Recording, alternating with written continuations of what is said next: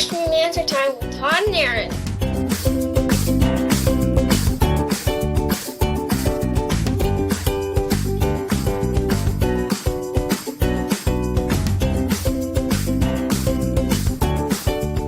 It's time for Q&A with T&A.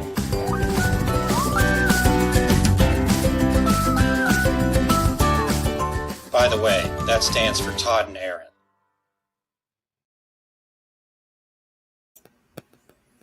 All right. We good? Yeah. We made it. All right. Welcome in to Q&A with T&A. That is T, Todd Downing. I am A, Aaron Montgomery. We are with our success group right up there.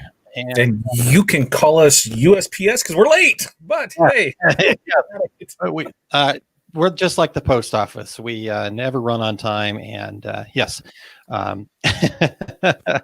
Fun fact, my neighbor is a postman, and today he sent a message that says, first time ever, USPS will deliver on Christmas this year. They are not required to. They're not being forced to because their union contract says they can't. So they're talking that it's going to be like triple holiday pay, a couple $100 an hour to do this. So sounds like we're going to get packages on Christmas. Hopefully they all wear Santa suits because that would be amazing. Yeah, exactly. And yes, the packages that they do find. Oh man, what a disaster for all of them. I mean, it was a perfect storm, but I wonder if, at some point I was talking with my wife about this the other day, the fact that there needs to be some disruption in that industry. I mean, there just has to be. I know Amazon's tried, but haven't been able to really pull anything off, but I think this is going to be that push that people need to finally take some action. I mean, where's the Uber of shipping, Yeah, that's the thing, is it's just a logistical nightmare. And, there's way too many pieces involved. I've always thought that USPS, to save some money, they should just go to home delivery on Monday, Wednesday, Friday, and then do package delivery, through those 4 days. They can do business and that, but hey, just go ahead and, I don't need you to walk by my house to drop off those mailers. I mean, think during the election, how many times was 90% of your mail not real mail? Say, there's rarely a time I get anything in my mailbox that doesn't go directly into the junk folder. I mean, just raise the prices on all the junk mail services. And the other thing that's going to happen, though, let's be realistic here, Todd. Because of the fact that there's a government entity so ingrained in the middle of this whole thing, that's what keeps the prices down. I mean, yes, there's going to be disruption, but the other side of it is shipping's going to go up. It's going to have to go up before it can go down. So in fact, we saw that we got that message in September, October, that there was going to be the increase for what prices was going to be for shipping during the holiday season, and that goes through the 26th. Yep. And there's the yearly price increase that'll happen in January, but that price increase is going to be less than what we're paying right now. So it increased, but it isn't. It's like we're already used to this. Just keep it the same. I don't think people really even notice. Well, I saw a note from FedEx today that their holiday surcharges will continue through January now. Yeah. Now that's on Smart Post and like oversized packaging and stuff like that. The problem is they just don't have the volume. They don't have the space to put everything, and then they don't have the the infrastructure to handle the volume. So you had a perfect storm. You have everybody now shipping things because of the lack of being able to go face to face as much as we'd obviously want. So that happens. Everybody starts buying online. So that causes more shipping. And then, the workforce has been depleted. Kylene was actually talking to a post office in Washington today, and apparently 2 of their distribution centers over there in the state of Washington, some big ones, have been hit massively by COVID. And so they don't have enough employees in there to sort everything out. So it's a perfect everything. Yeah. I thought that this was going to be, a great shipping year because of everything that happened, over the summer, and, online sales, overnight blew up. And so I was like, well, this gives them 6 months to figure it out, because this is Christmas in July, literally. So you should be able to plan for this, and Yeah. no, it's just gotten worse. Yeah, it unfortunately is gonna continue to get worse before it gets better. But I guess here's the bright side of that coin, Todd. And we haven't even started scratching into Q&A yet. But here's the bright side of that coin is that this is like headline news. You know, it's not like people, just normal everyday people that are getting packages aren't experiencing the exact same thing. So it's not like just us that are in the business of shipping things or in this business are missing stuff. Everybody's dealing with this. Yeah. And therefore, you know, I mean, at the end of the day, it's like, yeah, sorry, you know, but if this thing is going to ruin your Christmas, maybe it's time to take stock of things anyways, you know. So I've actually had those conversations with people in the past, and they don't like it, but hey, it is what it is. So anyways, all right, let's see what we got going here. Steph says, so just relaying messages for you really at this point. Todd said, sorry if I missed your call the other day. So you guys, everybody's okay. Okay. Good. Yes. Yeah. So we'll reconvene on that, Steph. Okay. All right. Curtis, hello. Thanks for being here. Marianne, great to see you. Mike, thank you. Good afternoon to you. Good evening, Chuck. Good seeing you. What's Renee? up, Chuck? What's up, Chuck? Renee, checking in. Thank you, Renee, for being here. We appreciate it. And Wade, you made it. Appreciate you being here as well. Richard, we are doing well. Todd, you're doing well, yes? Yeah. You know, hey, it's what 8 days to Christmas. So hey, I mean, the greatest thing now is just to be able to tell people, yes, you want a sweatshirt? I'll gladly get that to you in April. Sweatshirts in April, yes, indeed. Yes, good times. Let's see here. Yeah, Marianne says, don't get me started on UPS with some explicatives. Not really, but that was just the emojis for those that are just listening in. Okay. And Wade, 24 inches of snow on the way. Yeah, I woke up and we had a dusting of snow on our roof this morning, but that was it. So that was yeah. How much is that snow going to affect shipping? Oh God. Oh God. Don't even. Yeah. Oh boy. Renee, very, very good idea. Actually, by the way, buy your forever stamps and small windows. Let's. This could be an investment opportunity here, Todd. Yeah, so if we buy them all now and it goes up 4 cents, and then we sell them for 2 cents, is that legal? I mean. I don't know. I mean, we're giving to. I don't know. I don't know. I guess we'll find out. All right. Thank you, everybody else, for being here. Tina and Tanya.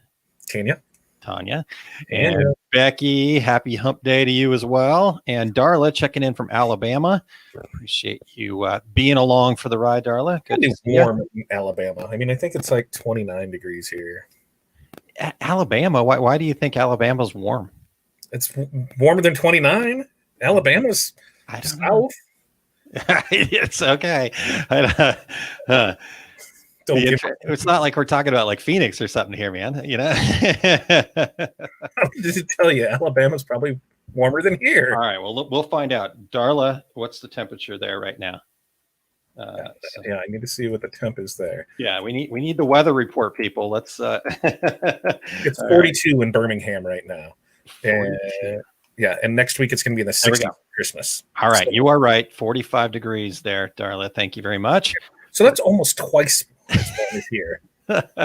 And you're still probably in shorts. No, I got pants on. I don't have shoes or socks on. Yeah, shoes. I mean, nice. I've almost. I mean, we're rapidly approaching. If I can pull this off another 15 days, I haven't worn shoes since February. So I haven't put a pair of socks on since February. I mean, oh man! See, all right. So hold on, we gotta go to the Y view. And first, before we get anywhere, we really appreciate you guys tuning in. Obviously, you guys know with Q&A, it's all about having a little bit of fun. So we're silly, we have fun.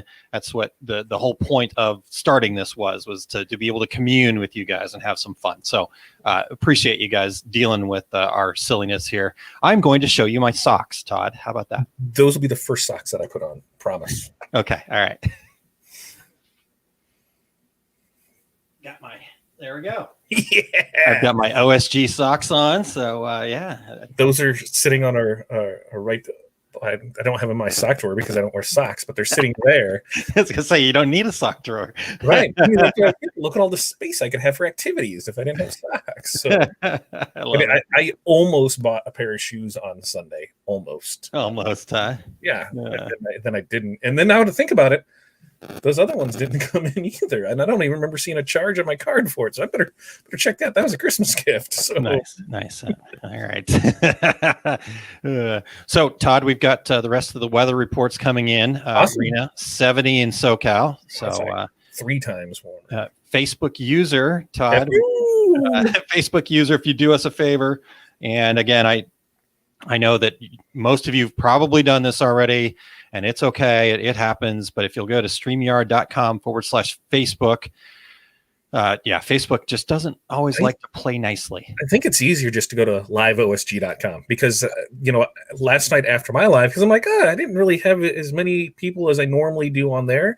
And the comments weren't really there. And then, when you get done, you check the notifications and that. I'm like, what are I'm like, Aaron was there. Wait a minute. Wait, whoa. And so none of anything from the Business Basics group, none of those comments showed up. So I guess we'll see if any of those are showing up today, huh? Yeah. I mean, I see some Facebooks on here, and I'd seen that last night, but it was very odd. I thought so I reset stuff today to see if it was going to help or change anything. We'll see. But if not, I think the live OSB, and then you just set that, ring that bell and set the reminder and do all that fun stuff. And then when we go live, you get the notification and perfect. And there you go. All right. Well, Darla's actually checking in from the Business Basics group. So we that is working. Good job. So let's see here. Oh, sorry. We missed Renee, 33 in Chicago. We've got 38 in Virginia, 79 in the house. Wow. Toasty. That is toasty in there. Wow. Holy cow. So, I've often had this thinking about it. Why is it that, when it comes to, like, what do you have your temp set on your house right now? I don't know if so we have the Nest, but Kylene doesn't have it on our phone. So when she walks by it, she turns it up, but then I get it on my phone and I turn it down. So I'm not sure who the last one to play the Nest game was. I'll check it right now. Let's see here. It's at 70. So that's actually between, I normally keep it at 79. She keeps it at 72. Or not 79, 69. Sorry. Whoa. So yeah, we're a 69 family. Oh boy. for the heat there, but then come wintertime, we are winter. Come summer, what do you usually have it set at? 77 or so. So it's weird where you can have it here for one side and the other side I need it here. Yeah, because we normally keep it in the mid 70s in the summertime. Keep it down in the mid 70s in the summertime. So maybe that 10-degree swing that you can. I used to when I was working at the heat and air place, when they first started to have the connecting thermostats, I went ahead and put one on our house, and it was amazing to see that every time I left, Corey messed with it. So then I started getting alerts, and I could lock it and change it out. I'm like, hey. And then that's when I could see that there wasn't any movement going on in the house, and I would play random Metallica just because it was loud. Here and there. It was amazing. It was a good time. Sounds like fun. That sounds like a really good time. All right. Well, we got all the rest of the weather checking in here. Let's see what else we've got here. 36 there in Oklahoma, but it was 40 plus before the sun went down and no snow. So that's a good thing, I believe. Currently 68 in Florida. Louisiana, 42. Oh, that's a little chilly for Louisiana. 42. 36 in Charlotte. Facebook user, I put a lot of wood in the stove as we are prone to power outages with the snow moving in this evening. So so see, I don't want any of that. Warmed up to the mid 30s in beautiful central Washington. Facebook user. So Facebook users, if you guys can head over to StreamYard.com/Facebook. I don't know if it's going to, like Todd said, I'm not sure it will actually work. Facebook and StreamYard just have not been playing nicely. So if you'll go over to Live OSG, also you can, you can basically check in on YouTube, and there's none of those issues over there. So let's see here. Tina says 29 in Marionville here in Missouri, and my thermostat's on 72. There you go. What do we keep it at then? I'm pretty sure it's 77 because that's what I have it set at my phone as. So maybe you just don't realize that it's 77. I think I'm gonna have to look. All right. Yeah, there you go. Now you guys will have to, Corey, help us out here. 72 all year round there for Tina. This is great. This is awesome. I'm learning it so much. You guys are amazing. 78 in the house, but my daughter has a reptile, a Chinese water dragon. We have to keep it warm, a warmer ambient air temperature. Wow. Okay. So you get the heat lamp above it, right? Yeah, You just like this is awesome. You guys are great. This is amazing. All right. Todd. Corey says 71. 71? No, I don't let it get that. That's cold. 71 is cold. That's two things. It's on 71. No. Nice. All right. 34 in Kansas. This is awesome, Todd. 20 minutes in. And, well, that's not true. We started several minutes late. Sorry about that. Computer restart. All right. So, let's see here. Now, real quick for folks. So I did clear out our questions last time around because I figured, we'd want to make sure we had plenty of room to get all the questions in today. Yeah. And because this is the last Q&A of 2020. Not the last Q&A ever, but forever this year. Yeah. So if you got questions to be asked, what we need you to do, though, is we need you to enter them over here on the website. It just helps us keep track of everything. And also just, that way we're not chasing squirrels all night. So we will a little bit, but if you'll go over here, that allows us to kind of get, so oursuccessgroup.com/Q&A, put your questions in there, and we're going to try to clear the list. And now we've got, we've only got a handful in there right now, just a couple right now, Todd. So let's dive in and I think we can do that. Why not? Why not? All right. So, and again, if you're showing up as a Facebook user in the comments here, again, do us a favor, head over to streamyard.com/Facebook and check, just give them permission to show your name so we know who we're talking to here. All right, Todd. So let's get the first one going. I've got the banners up. You've got something going on over there. Well, I was able to find it, and haha. So I don't know if you can see this, but hold on. Comfort settings. We'll get you solo layout there. Right. My comfort settings is what I have here. I don't know. Yeah. Anyway, 77. Well, there. Maybe when it goes 77, and then when we're away, 82. See, I don't screw around with that. 77 at night. So don't tell me. I know what I have it set at. She just doesn't know.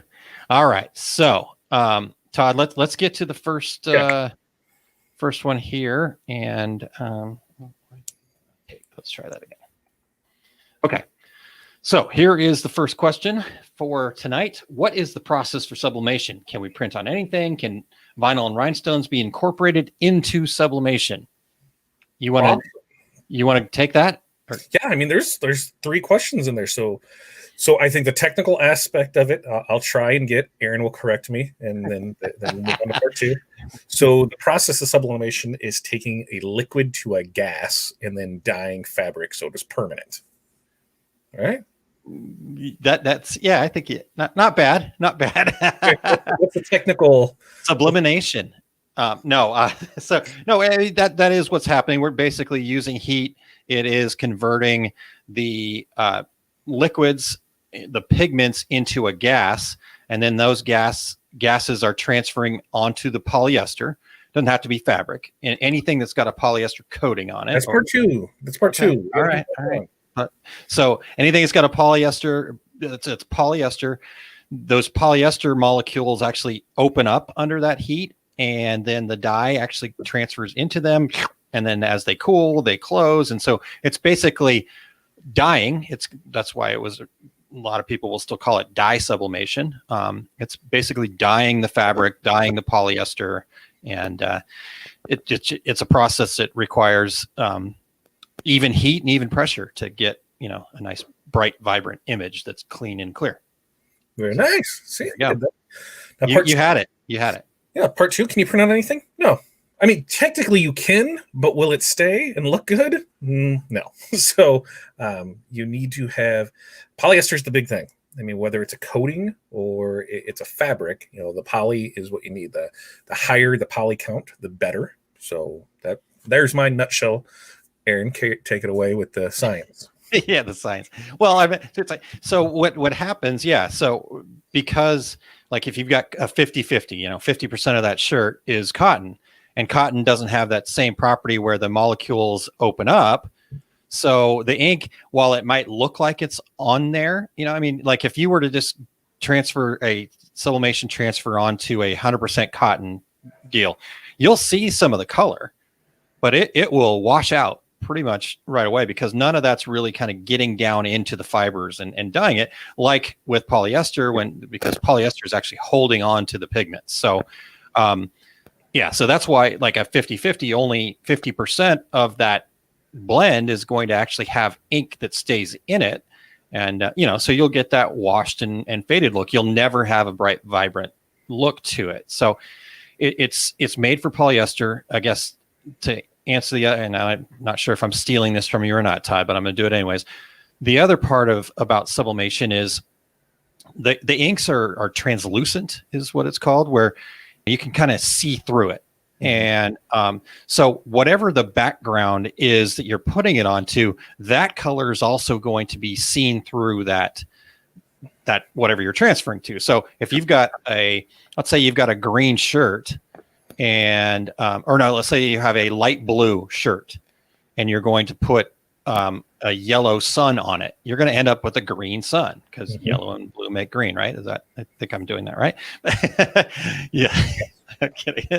So there's no white ink to the process, and because the inks are translucent, you get this things change color. So even like normal sublimation blanks, you can have one thing, like if I print, let's say I print this on the mug, and I got a nice white mug that I'm starting to, but maybe you've got a little lower grade mug that don't have, that have maybe kind of a yellowish tint to them.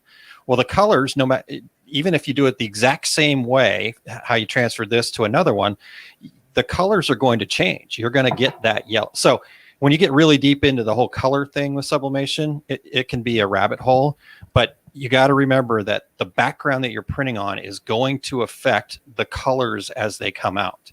Right. So, real high end people that are doing like photo panels and stuff like that, they actually specifically color profile every single product type that they decorate onto. So instead of just pushing print and transferring it and hope it comes out, they actually have gone in, made all these color corrections with a color spectrometer and all this other kind of fun jazz, so that every time they print on that particular product, it's going to have the same color. Right. So anyhow, that's way. And then the other thing is, that I think people are just getting started and don't realize is that there is no white ink in sublimation. Yeah. So that's a big part of it too. And I know there's ones that say, yeah, you can use the 50-50 blend shirts and that, but not every 50-50 blend is the same too. So some will take won't even take 50% of it. So yeah, there's a lot of trial and error in it. I think that'd be a good Tuesday with Todd, is get those sample transfer sheets from you, with the color wheels and all that, and just different shirts and just press them on it to show it. So I'm going to put that on my list of, of Tuesday with Todd ideas. All right. Just remind me to send you this stuff.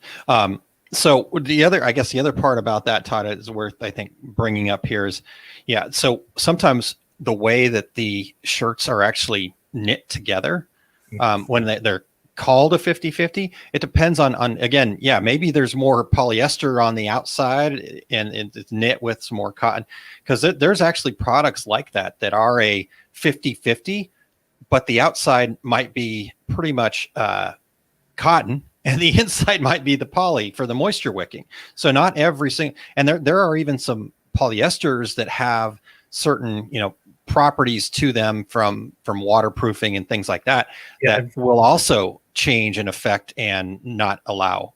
So test everything first before you do it. I ran into that with towels, where the one side's a poly side and the other side's a cotton side. So, it says it's 50-50, and that's what it is 50% of the one side, and 50 is the other. So a lot of it, I think people, if you're getting in this, just remember, you got to test it. You can't always go by what somebody else said and did, because everything is never the same. It's amazing. Yeah, totally. So, okay. And the last part, can vinyl and rhinestones be incorporated into sublimation? Absolutely. Because they are done at a lower temp and a lower time, you have less chance of affecting the print. Yeah. Yeah. And the other, I think, cool part about this, yes, you can get some really cool multimedia. So you're going to put that sublimation transfer down first. And then, like Todd said, your temperatures are different. So you can layer different things up and not change the color of sublimation. Now, depending on the colors and depending on the inks, they what they call transfer, they gas at different temperatures. In fact, even my normal, I printed off a Sawgrass, print off an Epson or whatever, the different colors in there are going to transfer at different temperatures and start gassing at different temperatures. So the interesting part is that's one way that you can kind of dial in what is happening with your transfers. If you're like too hot or too long or things like that, if you take a solid black square and if you take that solid black square and you transfer it and you just kind of do it at different times, if it's got a little bit of a green hue to it, it's underdone. If it's got a more of a red or kind of a brown hint to it, it's overcooked. So find that happy medium in between those, and you kind of got the time and temp for that particular product. And if you have blue specks, what is that? Dust, lint. Yeah. So, blue specks. Yes, the lovely blue specks that show up in sublimation. Seen those lots of times. So, but I guess the other point about the vinyl and rhinestones is there are some vinyls. Now, I've seen this out there. People are like, well, why won't this sublimation transfer onto my vinyl? And in fact, I think you were talking with somebody just the other day about it. So it's not all glitter. It's glitter heat transfer vinyl, and even then it's only some glitter heat transfer vinyl, so that you can actually sublimate on top of that glitter. You've actually done it in Tuesdays with Todd, and so it totally able to be incorporated, but don't sit and pound your head against the wall trying to get it to transfer on something that it's just not going to work with. Well, and like I said earlier, one of the things that you're going to have to do is you need to test, because not all paper is the same. Not all ink's the same. So if you're going to run a third-party ink, an off-brand paper, you might not get the same results as somebody who's running, a purpose-built machine with the ink that's made for it and the paper that's recommended by the manufacturer. We've seen that a lot where people say, this isn't coming out right. Okay, so what are you, and here's something too. If anybody's asking questions on sublimation, that it's always good to say what kind of printer you're using and what ink you're using and what paper. So that way you have a good baseline so people are able to see, what they can do to help. But a lot of times the biggest thing I see is I got this ink off of Amazon, or I got it off of eBay, and, there's nothing with it. So there's no profiles, there's no nothing. I really can't help because I don't know. Some of that, I think, I would say a good 50% of that is probably not good ink. And what are you going to do? There's not much you can do. I actually had a conversation that I'm trying to find more information on, but somebody said that they had used EcoSolvent ink in a Epson Workforce series, so like the 7710. Which I think is impossible because the solvent will beat that machine up. But they're saying it's a water-based EcoSolvent, which doesn't make any sense to me because how can it be a solvent ink that is a water-based ink? Because those are two completely different things. So I'm trying to find out as much information as I can on this because it boggles my mind. But they said that they weren't able to print right, and I was like, this is why. And they're like, no, I've done it plenty of times before, and it's Stahl's fault because it's a bad batch of media. And they said that Stahl's isn't giving them any help. I'm like, how would they know their stuff is manufactured to work with this type of stuff? You're using a third-party printer and a third-party ink. They're not going to have any help for you because they just don't know. So that's something else too. If you're using that I don't think I've ever touched on before. If you're using a converted printer, where you've taken your Epson and put in the ink in there, most times your manufacturer of your blank goods isn't going to be able to help you out because they're not producing those for that. They don't know, they don't know what, Johnny Ink around the corner is in it. They don't know what this other paper is. They don't know how the print's supposed to be with it. They have, here's the things that they know it is, and they usually give settings for that. And after that, you're on your own because they just don't know. And they're not going to probably spend, 4 days of going through stuff to see about what your little problem is, because it's just not cost effective for them. Yeah. I mean, it's that, and I think that becomes the big challenge is how to best manage that, because we've talked about this a lot, Todd. There's always lots of different ways to do lots of these things, So just because I do it one way doesn't mean that, if you do it your way, it's not going to work. And I've tried to be really clear about that fact that, for me, there's a certain thing that if it were my business, this is what I'm going to do. Okay. And that's what I share. But can you use third-party inks? Can you do that? Absolutely. 100%. I see lots of people doing it all the time and they're doing just fine. The problem is like you said, when something happens, who are you going to go to? Who are you going to ask? When I bought an ink from here and a printer from over here and paper from over here, and yet all three of these things are supposed to work together to make the product that I'm selling for my business. So who do I start with? Do I start with the ink guy when I'm having trouble? Do I start with the, printer guy when I'm having trouble? Because here's what's going to happen. The printer guy is going to go, well, no, it's your ink. And the ink guy is going to go, no, well, it's your printer. And then they're both going to go, oh, no, it's actually the paper. And the paper guy is going to go, what? I don't even know what you're doing with my copy paper. Where do you get links from Etsy and you don't know anything about it? Yeah. I mean, so, one of the other big things I see is the people who import things from China and they're like, this isn't working right.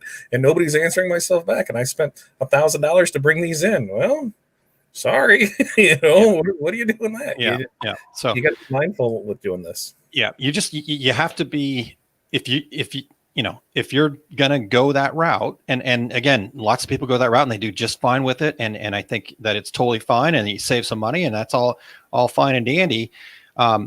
But you also then have to be the one willing to go out and find the answers too. And yes, you can ask questions and I'll share. I was talking to somebody the other day about an issue they were having where they were getting some yellow haloing around some text. And, I can honestly say I've not seen that with a purpose-built sublimation printer. It just because the heads are formulated for that. So what happens is you're putting ink in it that aren't supposed to shoot out. So things are shooting out a little bit different and weird. And so I was, in fact, that same person, the conversation was, here's the deal. If it were my business, I'm just not the tinkering type. Todd, you're great at that. You love doing the testing and all that stuff.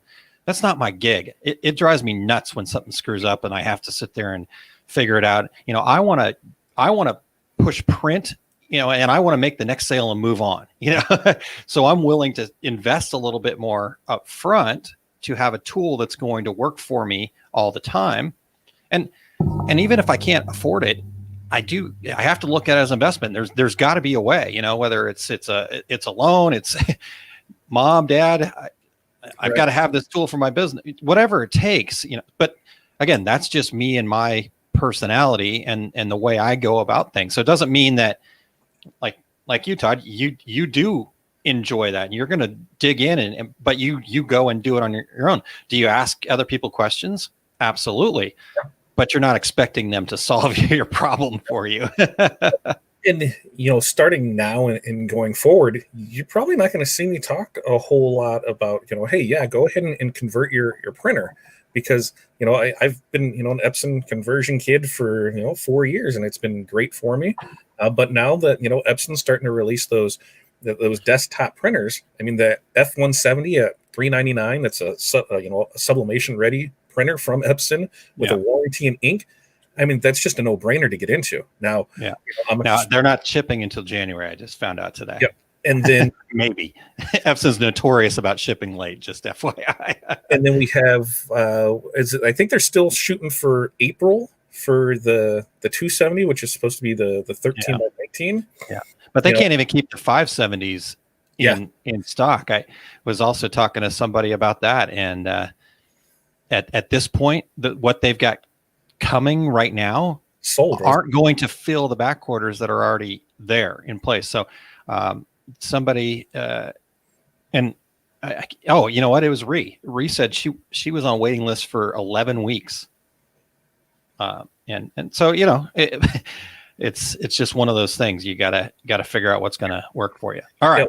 Go ahead, Todd. Yeah, once we have those available, I mean, there's no reason to convert it. There's no, you know, and I'm a big proponent of, you know, the third party stuff, because you're able to use it, and especially if you have great support behind it. But it's gonna be tough for those people to compete with Epson when you can buy, you know, a sublimation ready printer for $400.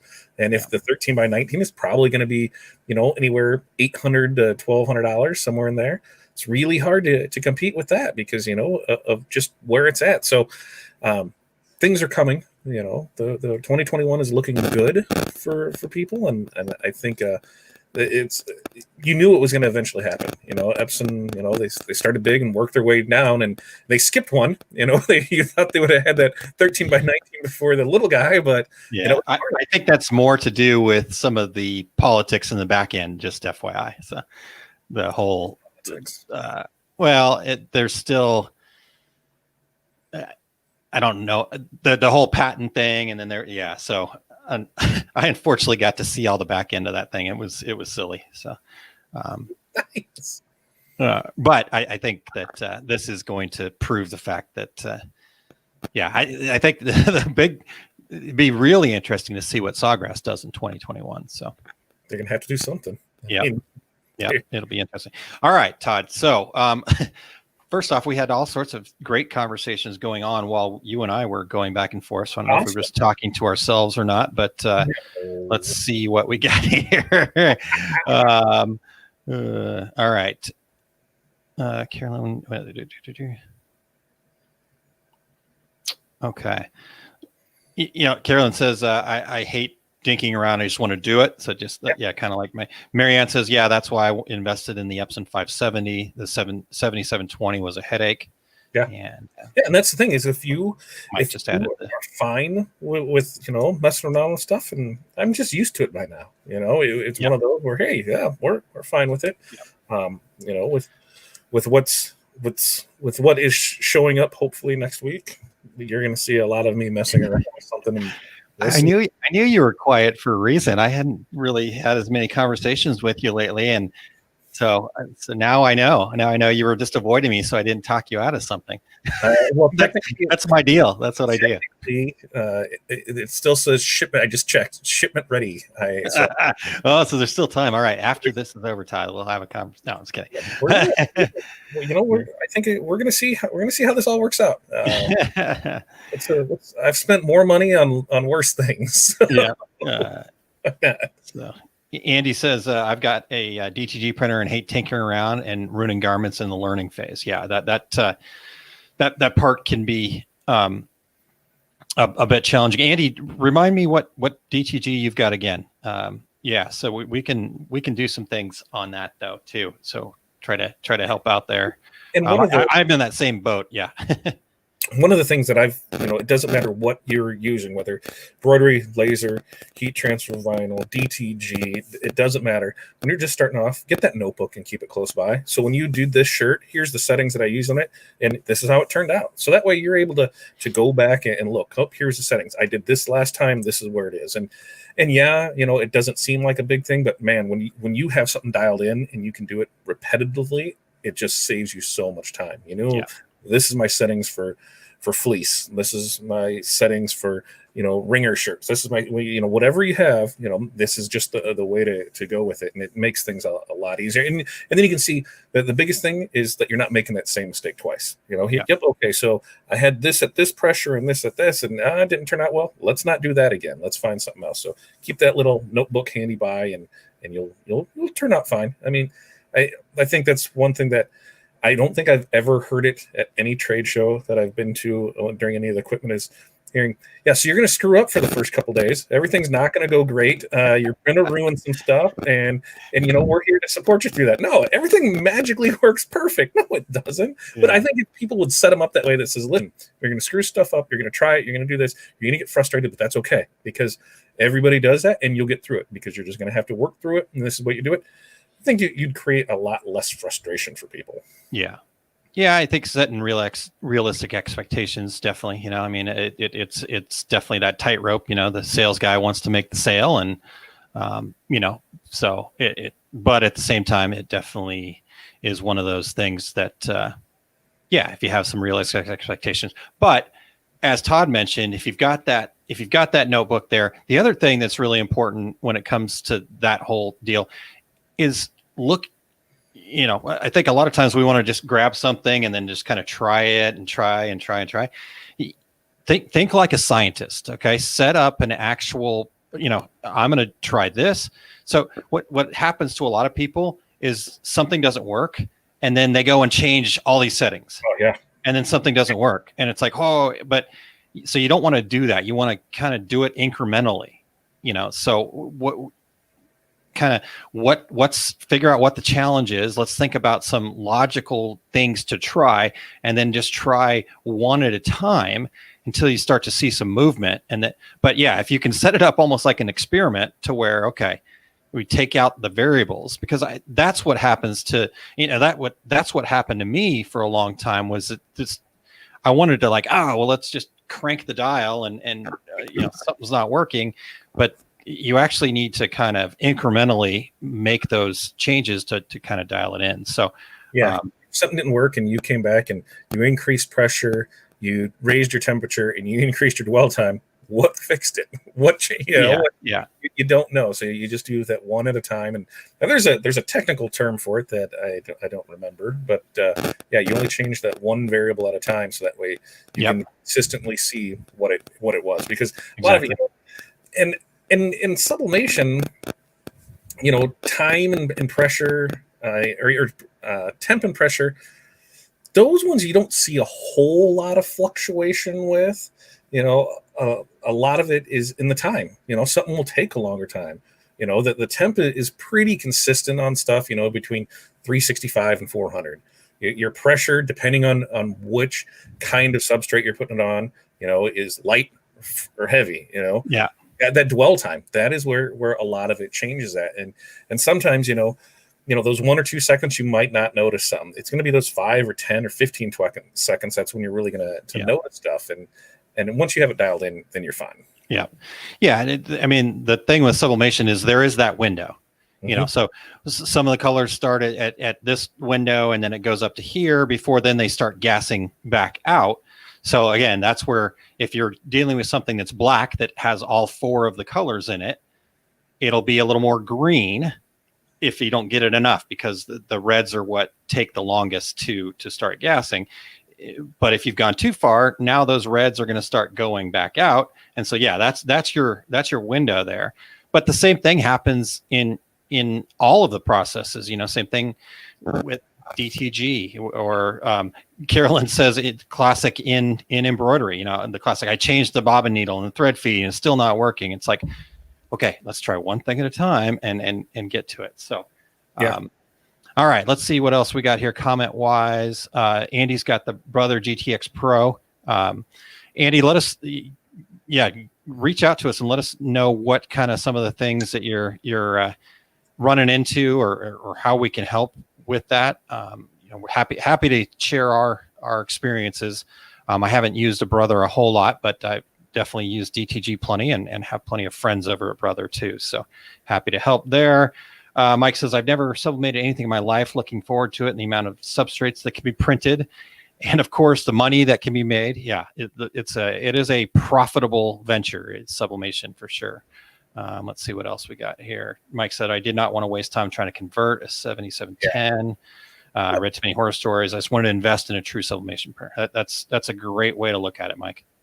Yeah, and what's crazy is, before there was a lot in involvement, of changing stuff out, and now it's as simple as, hey, I got to buy the printer, and on the Eco Tank, I just don't throw this ink in it, and I just put this one in it, and I'm good to go. And for the most part, that's correct. But those printer heads were not made for that, and you're going to still run into issues, and people don't understand that, and it's frustrating. Now, if you're going to have issues from the get-go, then you're fine. Yeah, exactly. So Maria said, what do you mean when blacks are more green? So you'll see when you're transferring, if you've got a solid black, if it doesn't really look like a solid black, it almost looks a little more blue. It maybe has a little bit of a green halo to it. So that to me is meaning you don't have that deep, rich black, because what's happening is the reds aren't fully transferring. Those pigments in that red hue aren't fully transferring, and so it's leaving it more blue. So that's hopefully I'm going to try to do some tests here at some point once things kind of we've got to get some more folks into the Masters of Success and some other things we got going on at OSG. But one of the tests I do want to do, Todd, maybe we do a combo Tuesday with Todd or something here, because I want to go through that process too, of the how do you take a black square and transfer it over and over to really dial in your time. So and you've got on montco.biz, you have those what did you call them? They're the just color samples. The color samples, which are really good for people to get to. It's anytime you get new product in, it makes sense to press a color chart on it, because not all colors are the same, and we do the same thing on the print side with media. Not everything prints the same. It just depends on what it goes on, and so it's you're going to have a couple sacrificial pieces. The one here's my color chart, so you can see what it looks like actually printed out, and then hey, I had to get to that point to make sure that it looked good first. Yeah. So Maria says trying to do some black tumblers and having issues. Send us a picture or something like that, Maria. We're happy to take a look. I can tell you. I think I'm like, well, you can't sublimate on black, so let's just start there. No. I think it's the black in the tumblers. Yes. I think about it. I'm like, well, let's. All right. So Todd, 50 minutes in, and we've answered one question. So three questions in there. There was 3 questions in there. Yes, you're right. All right. How do you handle customers who want to see a sample of their logo? I have a few customers interested in flex style, but they want to see their logo.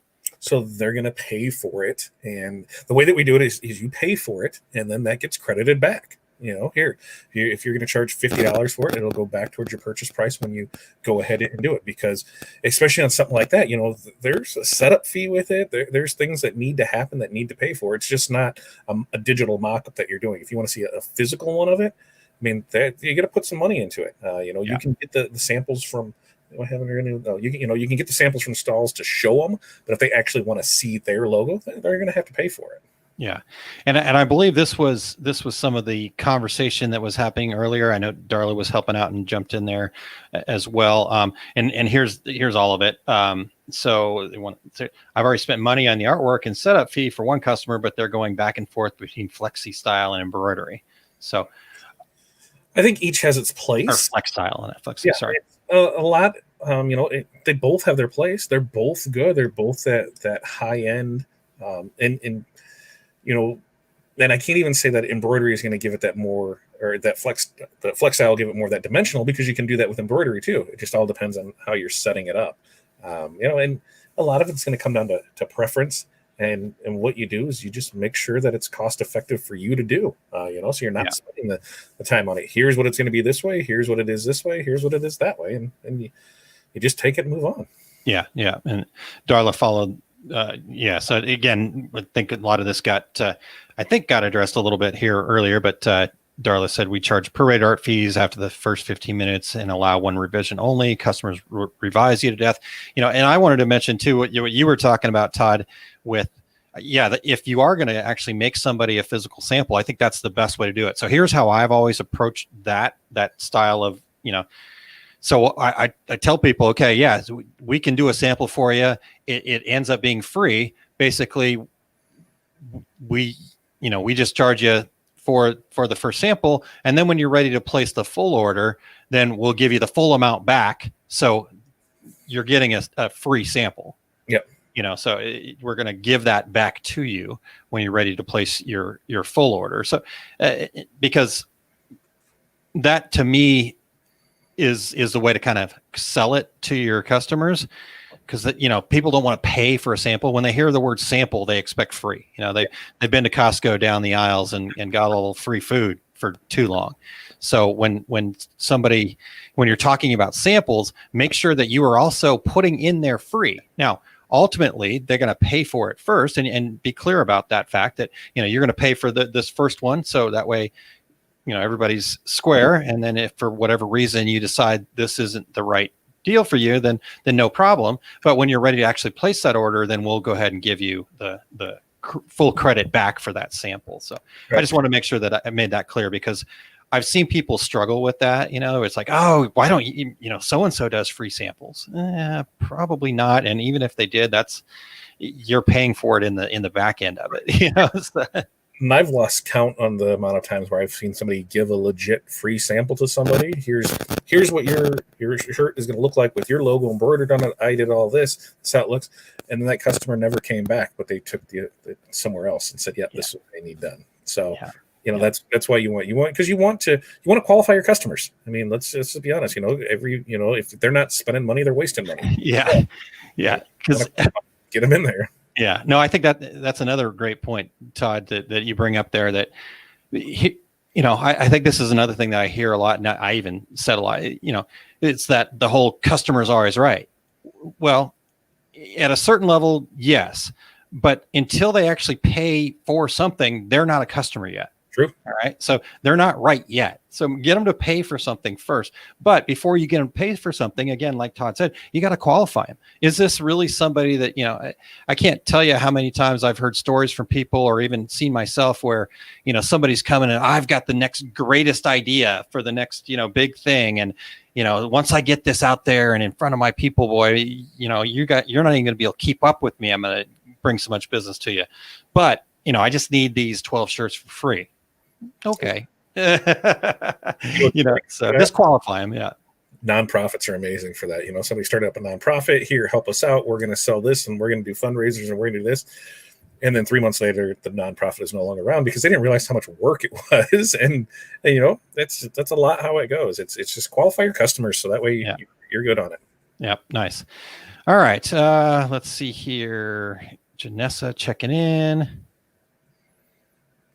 Yeah, so Michelle says, I think the struggle with that is how to word it. Mm-hmm. And again, I've always, started with it's a free sample. You're going to pay for the first one, and then once, I think the best way to word it is just to get it out there as quickly as you can. Just say, we can do a sample. The way we do samples is, you'll pay for that one, but then when you're ready to place the full order, we'll give you the entire thing amount that you paid for that sample back.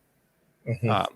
Because I think that's really and using the entire amount that you paid for that sample back kind of gives them that pause to go, okay, yeah, it is free. Ish. Yes, I know I got to pay for it up front, but because like Todd just mentioned, you do also have to qualify them. And that is a qualifier right there. If they're hesitant, if they're like, oh, I just need the sample because I want a sample, then they're going to be hesitant to that. If they need a sample because they're actually interested in making that purchase that you're in discussion with them about, then there's no difference for them other than having to come up with a little bit of money up front, Yeah. And at the end of the day, if they don't like it and it just isn't for them, I get that it's probably custom. I don't know. I mean, I would probably throw something in there, and you guys do what's right for your business. But if in my business, I would kind of go, you know what? And at the end of the day, if you really don't like it, just give it back to me, and I'll give you your money back. Yeah. I mean, I know you can't resell it, but then everybody's covered. Well, and the other thing too is, when you're qualifying your customer, what they're going to be. Now we have customers that spend thousands of dollars. Those ones, I'm probably going to give them to them. Here, let me get it, because they're used to buying stuff. That they're a purchaser. That they're going to come in there. They want to see something, and 9 times out of 10, you're going to do something. Like the flex style or embroidery, something that new that you're going to do. You need to show off your work anyway. You need to show off your samples. You're going to offer them a deal. Hey, we just started doing this. What do you think? Can we do this on your next set of shirts? Can we try this with you? And you're going to give them a sample to see, because you want to gain that account.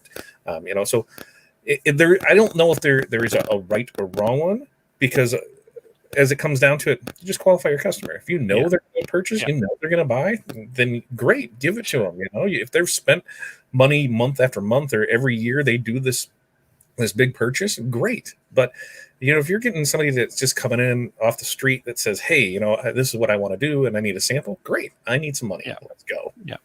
No, that I guess that's definitely really important to talk about too. You can kind of have your policy in place, but yeah, I've never hesitated. I had a project where, there was somebody and it just felt right. The conversations we had, the thing felt right. I was looking at some of the stuff that they were doing, and they had 14,000 views in like one day on a TikTok video, and so I knew they had the people there. And I mean, I probably made a couple $100 worth of samples for them and sent it out, and was totally that was cool, and it's worked out. It was a risk I was willing to take, so.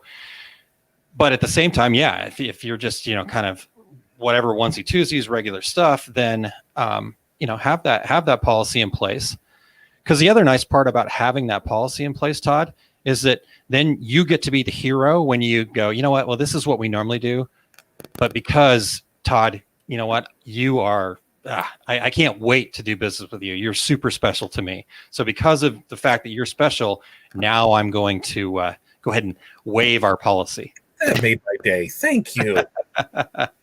All right. So let's see here. Terry says, so how do you handle it when places like stalls require a minimum order of 25? Their minimum order is 25. I mean, that's the thing on something like that. If it's a new thing that you want to do, I would 100% buy 25 of my logo and show them these are, because it's 25 of my thing. So I can put that on whatever I want. I can do that as a giveaway. I can do whatever with those because they're mine, and I can show them off and then say, hey, here's our sample policy for this. We need this, we need that.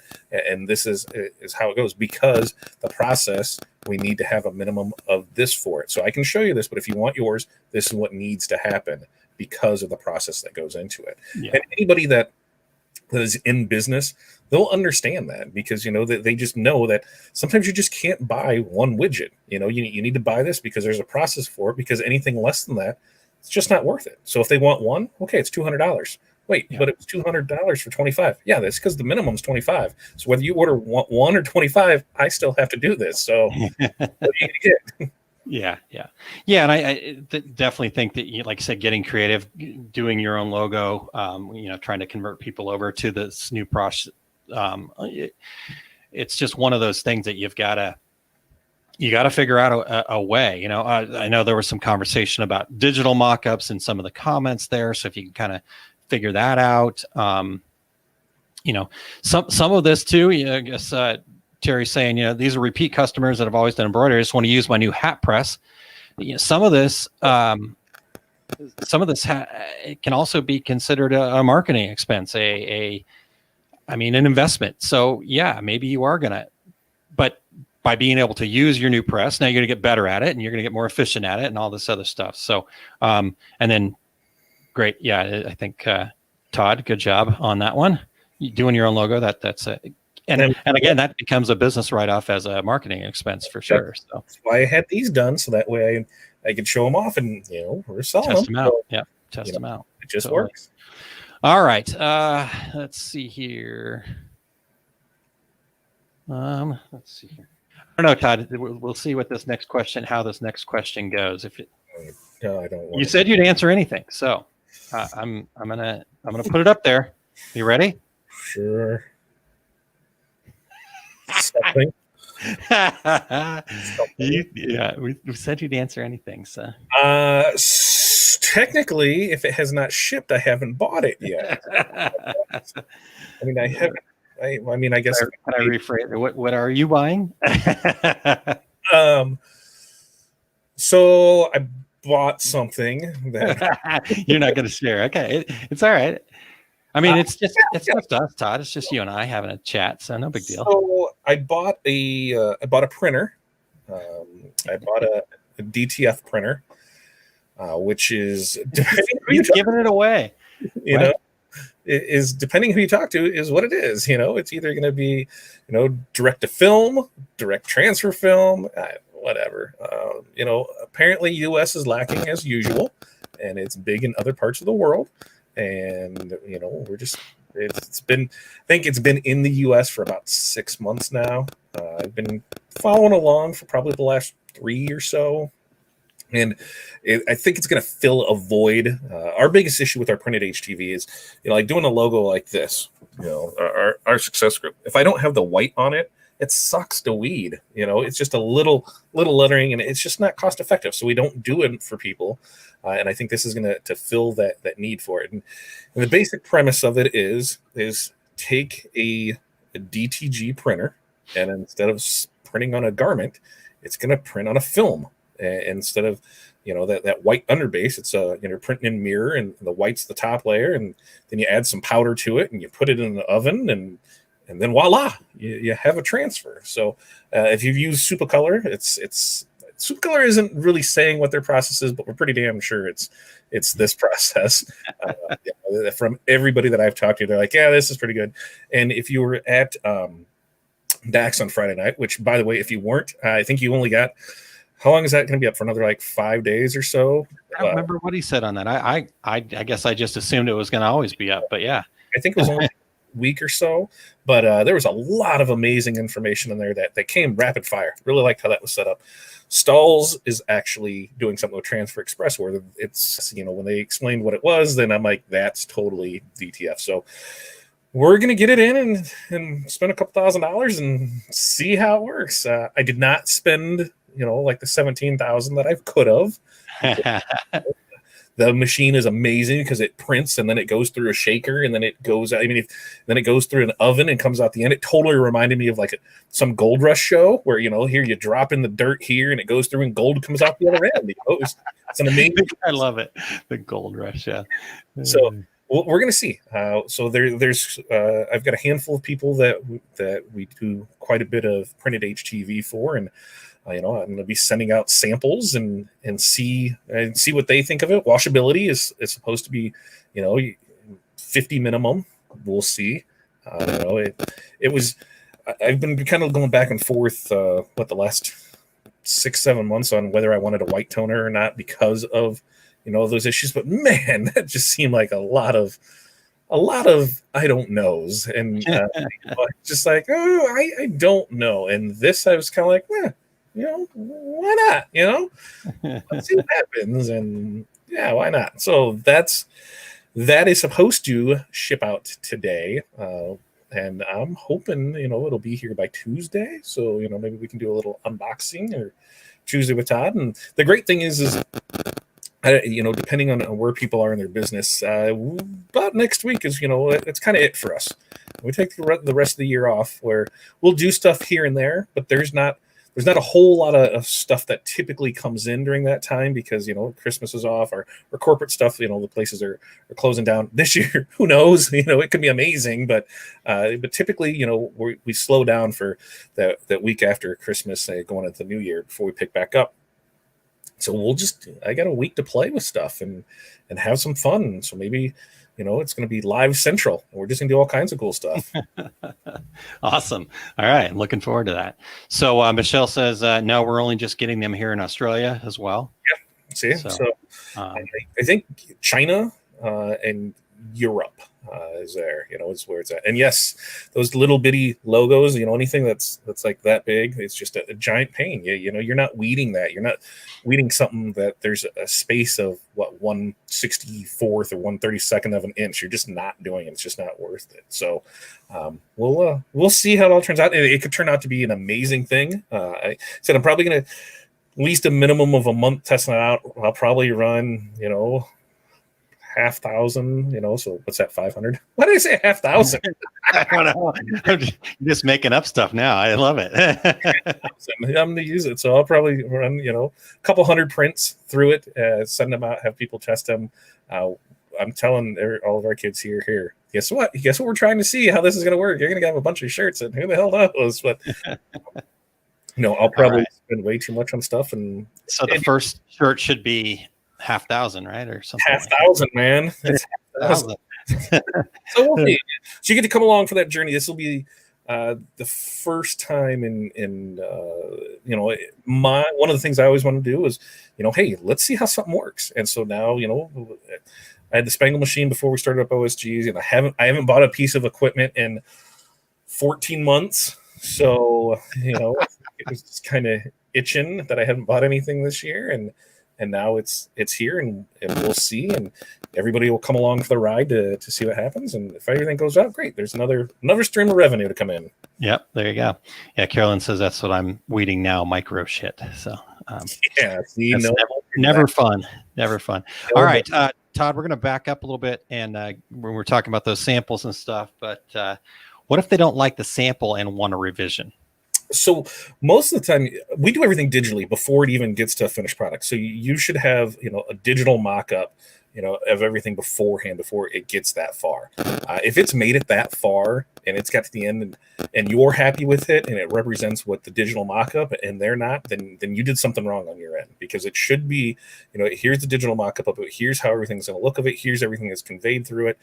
And if they're happy with that all the way, and when you do the final one, and you're happy with that, then it's just a preference thing. There's something there, and that's when you got to find out. Okay, what is it you don't like? Because you like the proof, you like the artwork that you did, liked everything that we did. What is it that you don't like about this? And sometimes maybe they expect it to be thicker, or they expected something to be placed different, or they expected the colors to be there.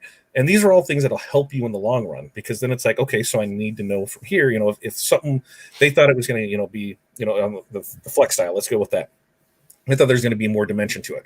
Well, you'll need to be able to have something to show them this is how thick it's going to be. So that way it takes that guesswork out of it for them. And in the first couple times you're going to do stuff, you're probably not going to get it right, but you'll be able to use each one of those mistakes as learning experiences. So then it just becomes a seamless thing, where you're just like, yep, here's this, here's the sizing of it, here's how thick it is, here's how the colors, here's, and then you're good to go. Yeah, the more of that upfront information you can get, I think the better off is definitely the key. And like you said, there's going to be some learning experiences. There's going to be some times, and that's the hard part of business that I think people have a hard time swallowing. Is there's going to be some times where you lose money. I mean, it's part of business. But when you're losing money, you're learning, as you mentioned, Todd. You're learning, and so that is now an investment. And unfortunately, the more money you learn, hopefully the faster you learn. The more money you lose, hopefully the faster that you learn. Now, it doesn't mean you have to, and you can research and stuff like that.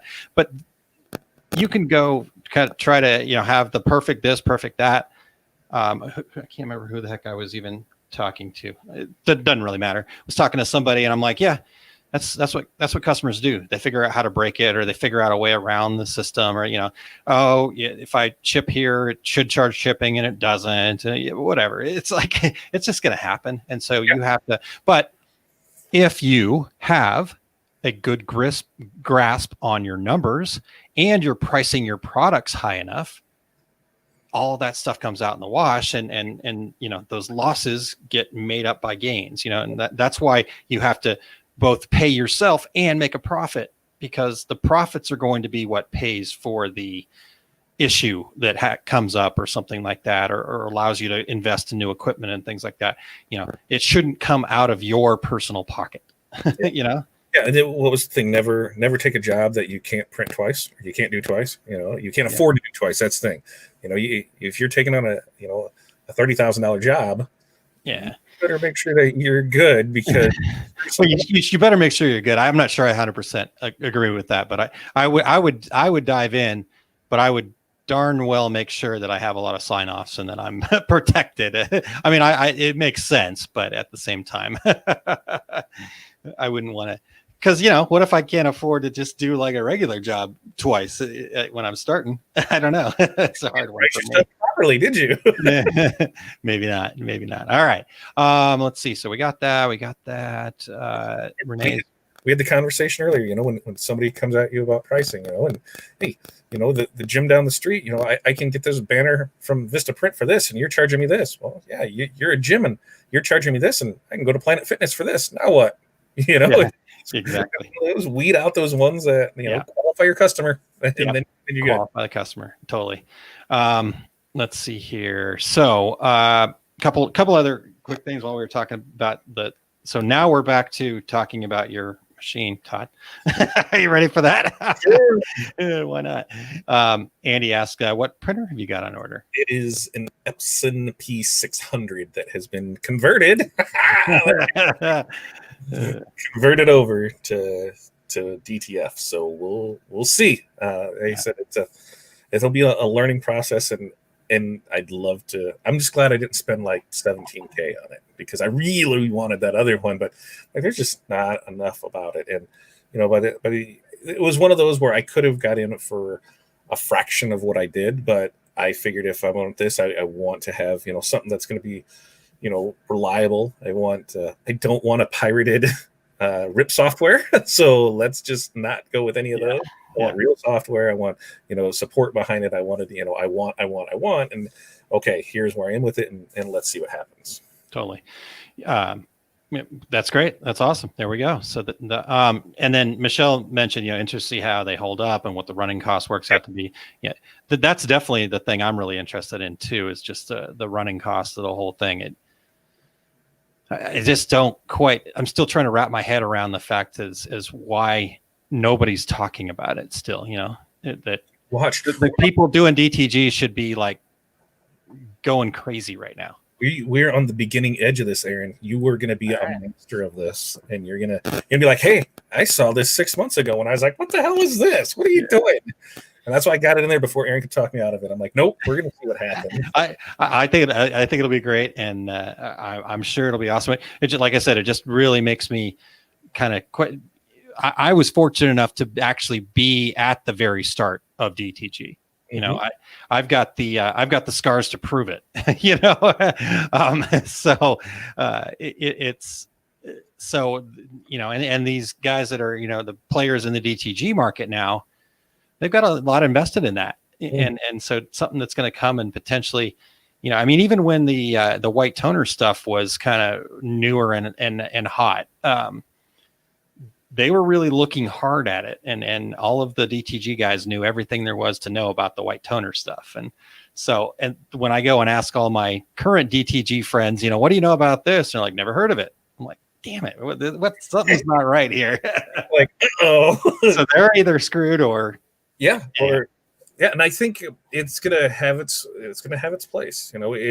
It's one of those where if I had the DTG, there's a lot of great things that you can do with it, and it has its limitations. It just goes like everything else. So, everything has its limitations with it, and with this, we'll find out what the limitations are. It's one of those where I think some people love their white toner, and some people hate it. There's not. I don't think there's a one piece of equipment that somebody can say, "Yep, that's the best piece, and that's the only piece you need, and you'll be fine." Totally. Always find people. People say that about their DTGs. Some people love them, and some people hate them. And again, even if you're somebody that loves it, it's not right for every single job. You have to have the right tools for the right jobs, and therefore, you've got to match your tools up to what your market is, and kind of go from there. So. We could go way down that rabbit hole for a long time, but let's not. One more.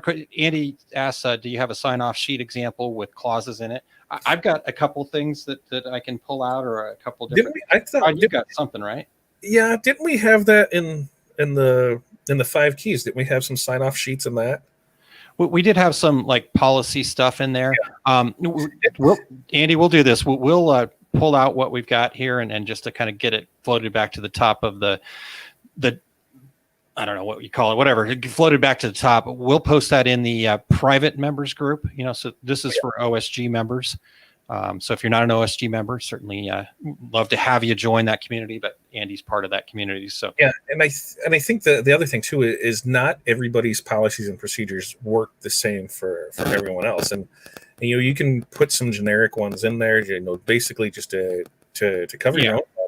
But a lot of it, I think that's one of the most fluid pieces of paperwork that you have, because as you come across a problem that you don't have an answer to, then that's when that gets added in there. Here's where we just go back and keep adding to this and to make it work for you. Well, after Christmas is up, we'll be updating ours on how we're going to do business hours and what we're going to consider business days, and have that all in there of here's this and that's it. You can always check and see what you can do in there. But we can get. I know there was. Then we had a couple decent templates in there to at least get you started with it. Yeah, exactly. And I think we even had like a a Word doc that Mhm. had some different policy stuff on it, and I know I've got a couple things kind of. I thought I'd shared all those things out there during the 5 keys, but that was last January, so I Right. have to. Speaking of, we have that coming up this January. Yeah, so that actually gets into our next question, Todd, which I haven't put up there yet. But while I'm putting that up there, do you want to answer that one real quick? No. Well, not that I don't want to answer it. So, the answer to the question is no. where is the Oki? We're going to use toner. That is, you're putting it on one sheet and then you're marrying it to another sheet and you're doing this. The DTF is actually printing directly on the transfer film. So the best thing to compare it to is a DTG, and instead of you printing on that garment, it's actually going to be printing on a film. And then you use that film, you'll have to add a powder to it, kind of like how they make the plastisol transfers, where they put the powder on it and then cure it, so that way you're able to apply it to a garment. This is the same way. We'll be applying a powder to it, we'll be curing it, and then we'll be able to use it as a transfer. So that's it's more along the lines of that than the white toner. Gotcha. All right, there we go. Yeah, it will be interesting to see how everybody reacts to this whole thing. So I'm very curious. I don't think on like the Roland and Mamaki, I don't think it's really going to affect them that much. I mean, they have printed HTV, but that's a very small percentage of what they're printing. A lot of those is more in the sign industry, and so this one really doesn't affect them. And this thing, I think the China one that I seen, I want to say maybe it was only 24 inches, maybe 36. It wasn't a huge one, and when you get into wide format printing, I mean, if you don't have a 54-inch printer, then you need to get one, because 30 inches is only going to get you so much. So when you're doing bigger jobs, it's just taking you longer and longer to do. So I don't think it'll affect them so much as it'll affect the DTGs, the white toners, things like that. Okay. All right. So let's get into our last question here, Todd. And then, hour and 20 minutes in. So I think we should call it here. Not here. Yeah, it is last one a year. So we'll go as long as we need. How do I know if the 5 keys, the OSG membership, are for me? Are you in business? Do you want to be in business? Yes. If you answered yes to either one of those questions, OSG is for you. That's a great one. I think the one of the things that I really love about our training, it is geared for everybody. Whether you've just starting off yesterday or you've been in 10 years, people have been able to take many things away from it. I love our original 5 keys, because there were so many people that were in business that didn't know how to do these things because they just fell into it. I started as a craft. I moved on from here, and next thing you know, people are buying stuff from me, and I don't know if I'm making money. I don't know. I can't afford to pay myself. Well, yeah, let's figure out how to make that happen.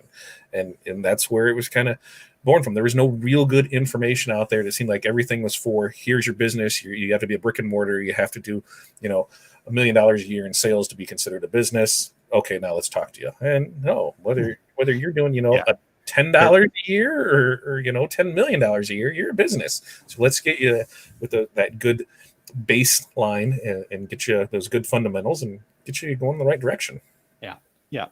I think that's, Todd, when you and I were first talking, and then when this kind of got conceived in late 2019, that was exactly it. It just, there wasn't a whole lot of, like you said, everybody was like, if you're not $1 million, if you're not doing 100,000 a year, if you're not, don't have a brick or mortar, blah, blah, blah, you're just a hobbyist or it's like, no, everybody has their own idea of success. And even if your goal is to get to that, what are you going to do until you get there? Who's going to be there to help you until you get there? And, with your experience of growing your business and my experience of getting to see a lot on the other side of the aisle, the vendor side of the aisle, and all of the business planning and stuff that I've been able to do, it was like one of these things. And I think one of the things that was most exciting for me was the fact that we did get to start off with a 5 key. So real quick, I'll just explain when Todd and I keep saying 5 keys, what that means for everybody. So inside of our Success Group memberships, every year we have 3 different, what we call 5 key programs. So typical training is every other week. But during the 5 keys sessions, we it's kind of a sprint. It's every week for 5 weeks. And so last year was our first year. And but we've committed to every year going through those 5 keys. Now, if you were a member this last year already and you already went through it, we're updating those every time. So new information, it's a great reminder, improve, taking feedback. So even if you've already been through the 5 keys, getting to go through it again is huge. But if you hadn't been through it, so the 5 keys we, like I said, we do them three times a year. At the very beginning of the year, so it's kind of just coming off the holiday, maybe a little bit slower. Maybe people are getting started, New Year's resolutions, all that kind of things are going on. And we want to get people off to a good start. So we call the first set of 5 keys launching or growing your business. And the first training is getting into how do you know your numbers? It's one thing to say this shirt cost me $2 and I sell it for whatever. But how much does it even cost you just to have your doors open each day? That shop rate that we talk about. So we get real deep into that. In fact, there's a spreadsheet, and Todd, I don't even know if I told you this or not yet, but I've been actually already really kind of trying to overhaul that whole thing to have a nice package that'll all tie in together. And one thing before you go further than that, said, here the cost to have your doors open. Hey, just because you don't have a storefront doesn't mean you don't have expenses. Last time I checked, you are not getting your electricity for free. You're not getting your internet for free. You're not getting any of that for free. You're paying it, whether it's a household expense or not. That bill is being paid. So if you're using it for your business, the business needs to pay its fair share in order for you to be profitable. It needs to pay, its fair share there. It needs to pay you, and a profit. That's always a good thing too. So, just because you don't have a brick and mortar doesn't mean you're not a business and that you don't need this. This is going to set you up for if you want to ever grow into a brick and mortar, you already have the system in place and you already know, hey, this is what I need to do in order for this to happen. If my rent is going to be $1,200 a month, okay, this is what I need to charge in order to cover that expense. And we go through all of that through there. And it's, I think last year, one of the biggest things that we got back was how many people had been in business for a while, but didn't really know that and how much their eyes were open. We're like, no wonder I work, 100 hours a week and I make 3 hours worth a week of pay, you just didn't know. And there's nothing wrong with that. And so most people, they didn't get into this with a business plan or even a business in mind. Start as a hobby. Yep, I can do this. I can make some stuff for me and my friends or the kids or our local pom team or baseball, whatever. I can do that. And then it grew and you just didn't know any better. So we're here to help you understand how to become, to grow your business and become better at it. Yeah. Yeah. And, the other part, Todd, is that, like you said, if you're going here, not going there, whatever, the cool part about this whole thing is that it is a foundation. There's something for everyone, so regardless of what it is that you're trying to do, like you said, whether you want to go into here, whatever your goals are, you want to be the biggest company in the world. We've still got foundational pieces that are going to help you get there, but if you just want to keep it small, we also have that too. If you want to be a business that turns a profit, we've got something to help you. So again, we start off with knowing what your numbers are. We get into pricing. We do, in fact, we'll end up doing a couple. So this is the main pricing one, but then we also did another pricing strategies training later on in the year. So that you get into pricing. We then talk about workflow and processes and again, some of these forms and policies and that kind of thing. So because there's a couple of ways to create profit, Todd. There's really actually, as far as I can tell, 3 ways to create profit. Now you can get into splitting hairs, but there's 3 ways to create profit. 3 ways. Okay. Okay. Ready? So the first way is you charge more. Right. So you raise your prices. The second way is you reduce your expenses. So you pay less for the blanks and that kind of thing. But the third way is, if time is money, you get more efficient. So you don't have to reduce your costs. You don't have to raise your prices, and you still make more profit if you get better at doing your process. If I can get, 100 widgets done instead of 50 widgets done, that's still profit. And people miss that one. Efficiency. That's increasing efficiency. Yeah. And if somebody doesn't understand that, Henry Ford, the whole here, I'm going to have an assembly line. That's why they were able to do the things that they did, because it wasn't done that way before. And when we go through, our workflow, and that's week three. Week 3 of it. We've got a couple things in there that are super simple. And when people did it, they're like, that's nothing like, I'm telling you, it's nothing like mine, like, oh my God, that's the coolest thing since sliced bread. No, it's like, why the hell didn't I think of that? Type thing. And it was the same way with me, where I'm like, here's how we do it. And this is why. So, and a lot of people up to that point had used it. We had talked about it, and they're like, yeah, it changed the way that we did it and made us more efficient. And guess what? When you're more efficient, you make more. Just proven fact. Yep, exactly. So, and then let's see, the 4th week is after the sale, the follow-up, delivery and follow-up. I think a lot of people kind of leave it at that point, but actually you're leaving a ton of potential business on the table if you don't make that a specific part of your business that you're working on. And then finally, we kind of cover some real nice broad marketing stuff that, again, the point of that 5 keys is to launch or grow your business. So we want to give you that foundation to build on. And so that's the first one. And then, like I said, we do 3 5 keys throughout the year. Towards the middle of the year, we do an entire business planning 5 keys session. Obviously, you guys know that I love business plans. I'm weird like that. So I get super pumped up for that time of year. And then, not too long ago, we wrapped up 5 keys of marketing that led perfectly into the 4th quarter. So we set that up specifically. So when 4th quarter's here, the people that were involved in this, they had all the tools. In fact, we had a whole marketing plan for them. They could have done as much or as little of it as they wanted, and still were able to kind of grow their business. We talked about Facebook and so anyhow, that's what the 5 keys is for those of you that aren't familiar with it. Curtis is actually one of our members. He says tons of great help and support. So we appreciate that testimonial. Curtis is a great guy. And that's I guess the other part, Todd, that we don't probably talk about enough is that it's one thing, and the training's one thing. The community is the other thing that's just incredible inside the private members group, or the things that the people will support and whatnot. It's kind of cool. It's kind of been great to be a part of all that with people like Curtis. So. Yeah. And which kind of leads me to something else too, that I didn't think about until right now, is as of today, 12/16/2020, there's 15 days left for open registration for the Masters of Success, which this is something that I wasn't sure, how it was going to play out. Aaron had this vision in his head, and I'm like, okay, but how? It was a little cloudy, unfortunately, so Todd didn't see it.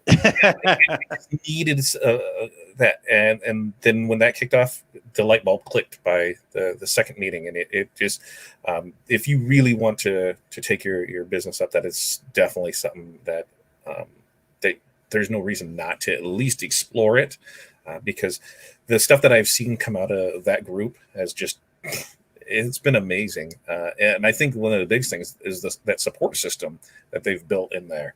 The way that they've done things for each other. And that's one of those things when you say, hey, it's just me. Maybe it's me and my wife and that, and I can't afford to bring people on, and I can't afford to do this, but man, it's awful amazing when you're in there with, a couple other people, and now you have, 4 or 5 other business partners that are all there to help you because you're there to help them, and the stuff that comes in and out of there. It's great. So I think if you're really serious about taking your business to the next thing, definitely check out the Masters of Success and fill out the application on it and see if it's a good fit for you. Yeah, it's like Todd said, I definitely had this vision because I really believe in the mastermind world and how that works. It's helped me. I've seen people help. I mean, heck, you go back to, some of the most richest, powerful people in the world, back Andrew Carnegie and those types of people, they swore by having a mastermind group. And so anyways, so question here, Todd, is there two different groups? So to answer that, basically, it's not two different groups. It's basically layers is the way to look at this. Yeah. So our memberships, you can either sign up to be pay for it monthly, or you save some money if you do the whole year. And so there's the membership, and that's going to get you the 5 keys and all the other trainings, our private members Facebook group, and so all of that. So that's the membership. But if you want to add the next layer on top of that, that's the Masters of Success program. So not only you're getting everything from the membership, it's also an opportunity to then participate in these 6 calls each quarter that where we have a very proven formula. There's an agenda. I take a great deal of pride in the fact that we try to keep them on time. We have a very specific set agenda, and there's accountability. So there's this support, but there's this accountability piece that I think a lot of small business owners are missing. The solopreneur. Who are you holding yourself accountable to? I mean, me. I didn't have any. If guess what? I don't feel like working today. Whatever. What am I do? Fire myself? No, I'll get to it when I get to it. But if I have it and I'm saying, here from this call to this call, I'm doing this. Guess what? I've got, 4, 5, 6, 7 other people that are telling me, hey, time's a ticking. Where are you at on this? Because you said you were going to do this. So that accountability is a huge part of it for it. Yeah. And the people that are in the group are checking in with each other Monday through Friday, and sometimes even on Saturday and Sunday. I mean, so the relationships that they're building there too, because it's one thing to go into, a Facebook group and like Business Basics group, tons of great support, lots of great information, but you don't have that same kind of like, just that full relationship where, again, Todd, it would be, if you and I are in a mastermind together and I say, hey, by the next call, I'm going to do this. If I go into the Business Basics group and I say, hey, I'm going to do this, and like, I do it. And yes, it's out there in public, and okay, it's going to help me kind of motivate a little bit, but I can figure out a way to make some excuses. But when I have a relationship with somebody, that now that relationship is also on the line if I don't, get the thing done, because I know that those people in that relationship with me are also going to support me in it too. So anyhow, and when you're in this level, you're also getting the levels below it. So you're getting the monthly trainings, you're getting all that too. It's not 2 separate ones. So if you're in the Master Success, you're going to get, along with your 6 calls and your accountability and everything that's coming along with that Master Success program, you're also getting the monthly training as well too.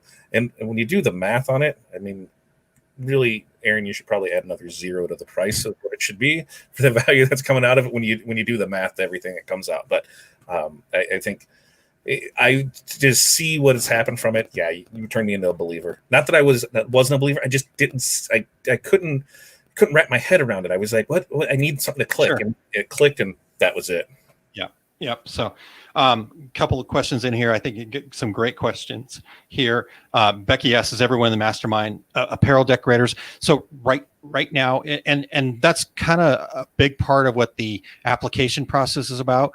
We ask a lot of questions because one of our goals to make this as valuable as we can for you is to get the right people together. So we're not limiting to only apparel decorators, but obviously that's our niche. That's what we know. That's who we talk to. So my guess is most people are going to be apparel decorators. But again, we're trying to find the right fits. So we have people apply. We try to get everybody together, and hopefully that things work out. If we have to shuffle, we're happy to do that. At the end of the day, just to share with everybody here, my goal, my personal goal, and Todd, I know is on board with this, and he's been willing to help me make this happen. My personal goal is to have 1,000 different businesses in this mastermind program by December 31st, 2024, which means that's 200 groups, because each group's about 4 to 7 people. So that's 200 groups So yeah, we've got to make those fits and do all the other stuff. But yes, right now everybody's apparel decorators. Right now we started with one group, so we've only been doing this since October 23rd was the first call, and so we're heading there. Speaking of the groups, though, Todd, Valerie's here. Valerie's actually one of the in the Masters of Success group. I would say if you're questioning if OSG is right for you, then you just need to do it. I like that thing. Because Valerie when we went through this process earlier, Todd and I had an opportunity to actually chat with Valerie, and anybody that wants to jump on a call with Todd and I and just ask specific questions, we're totally in to do that. But so we had a call with Valerie, and she just wasn't sure if it was right for her. We discussed it. We got figured out what, and after the fact, Valerie told us, I can't believe that I even kind of questioned it.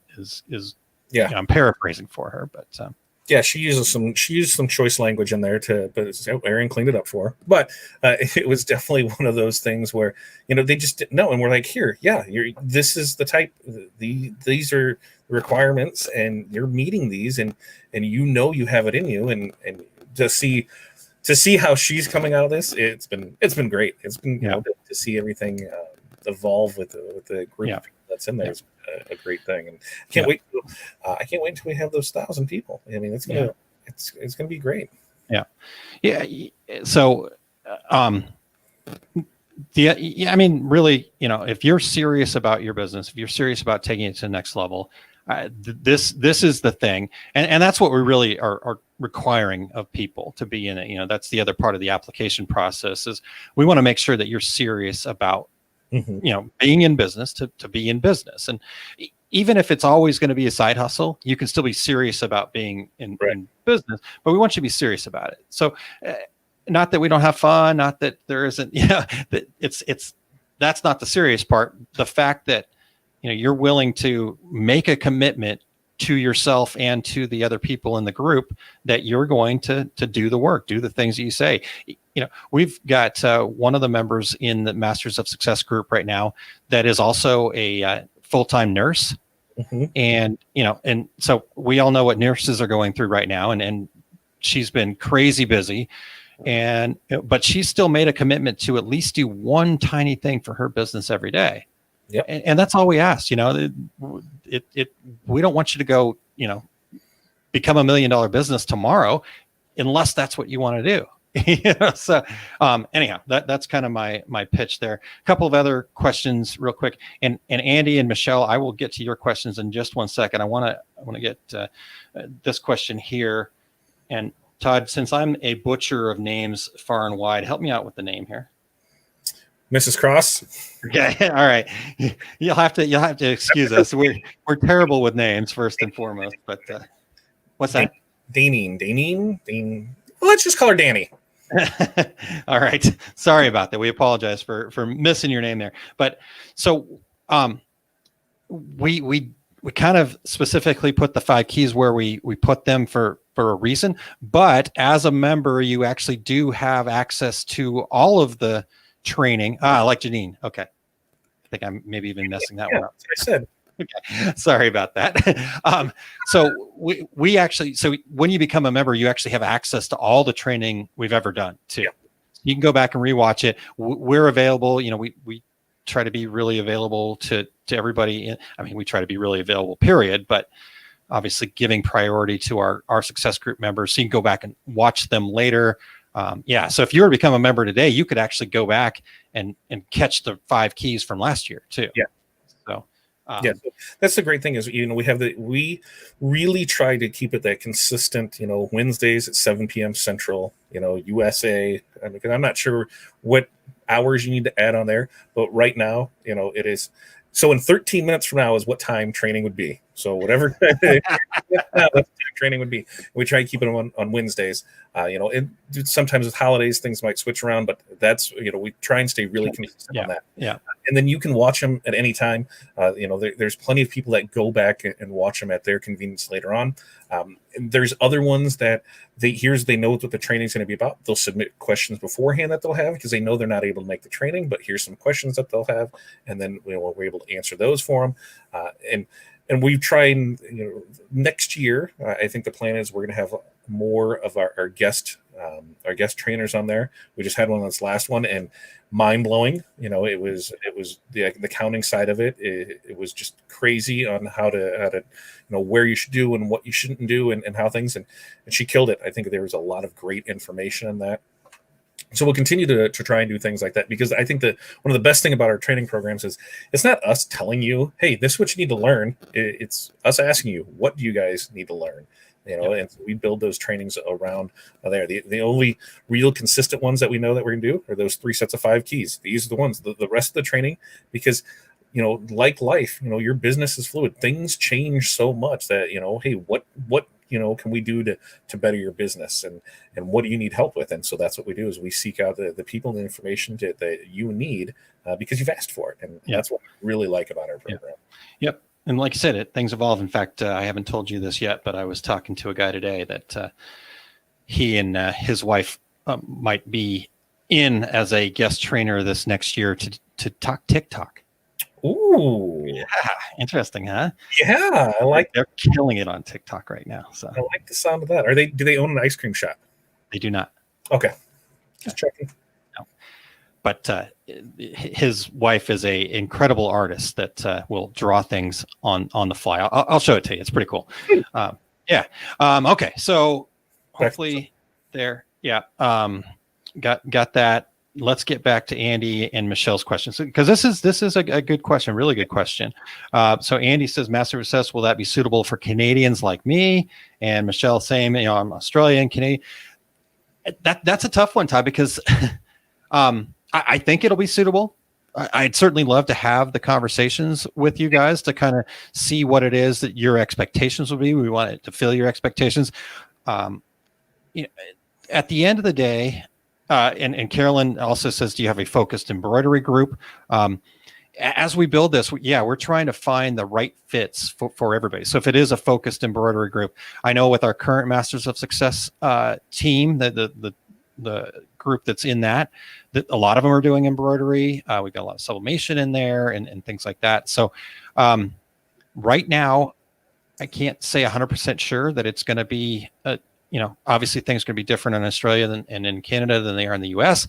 But at the same time, foundationally, I can say, say real difference, because in today's day and age, the only real difference is your monetary, is how do you spend your money, and how's your cash collected? So something that may sell for here for $10, I don't know what that translates to, in Canada or Australia, but the fundamentals behind it is you're making a profit.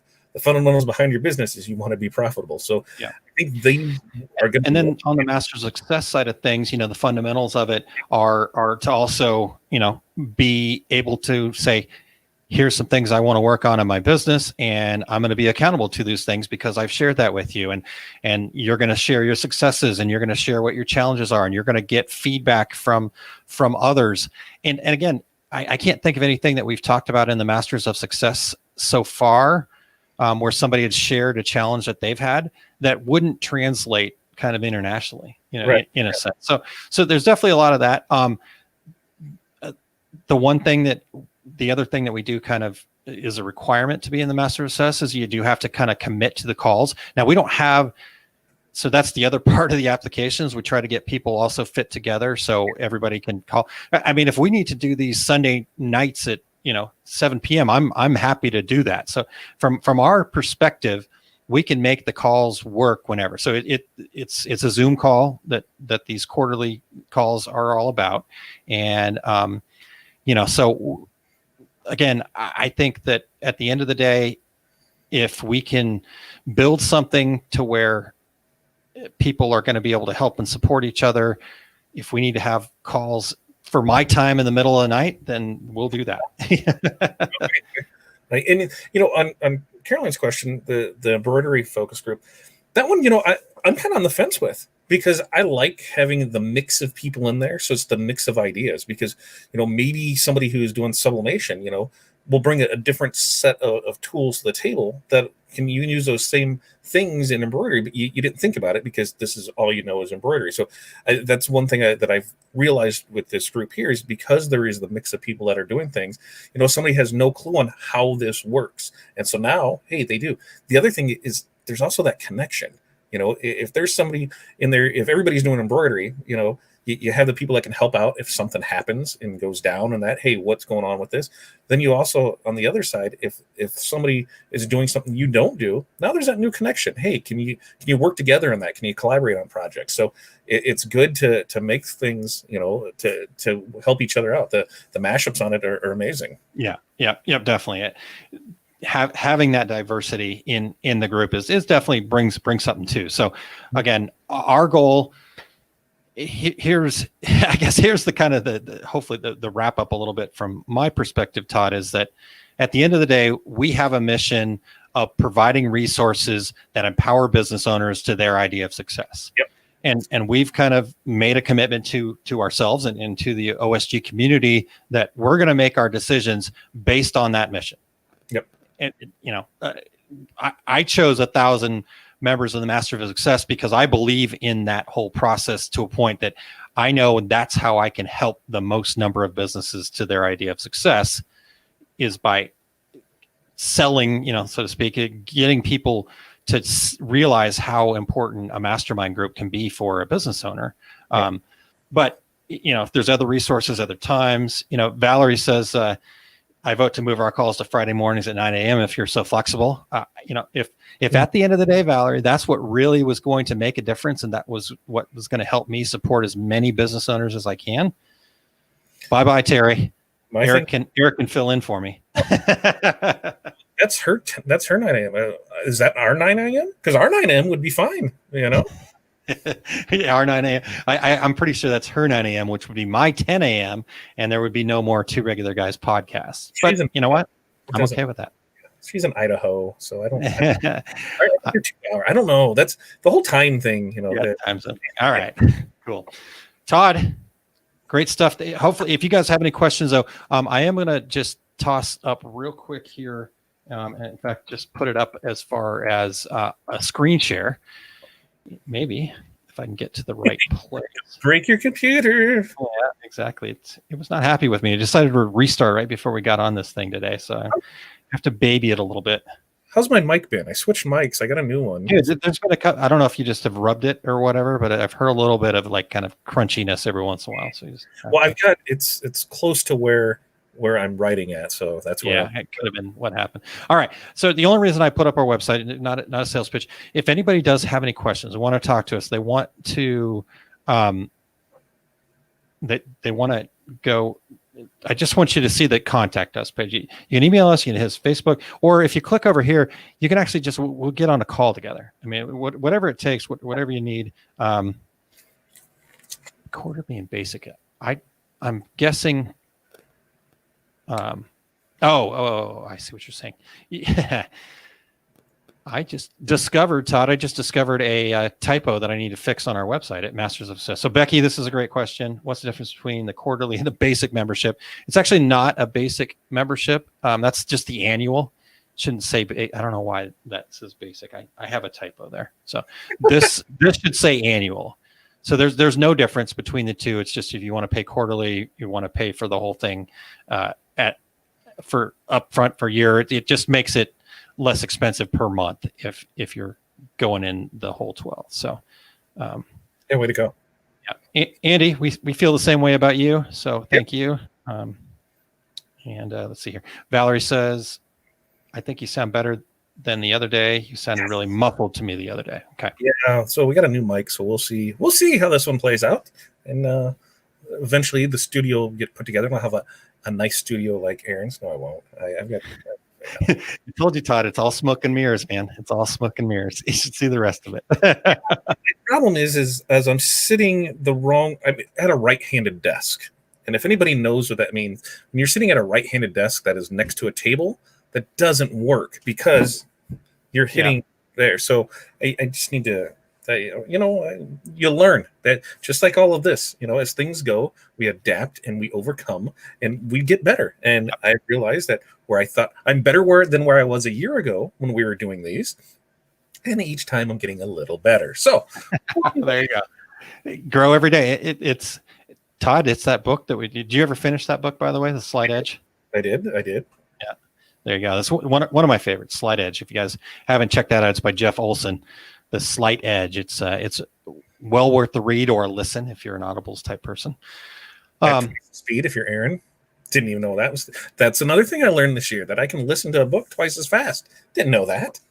Get through a lot more books that way. I was trying to figure it out. I'm like, what is going on? It just depends on who's reading it, though. There's some where you just can't listen to them that way, because it just doesn't comprehend. They don't enunciate very well. But there's some where, yeah, depending on the book, and depending on it, like there's a podcast that I listen to.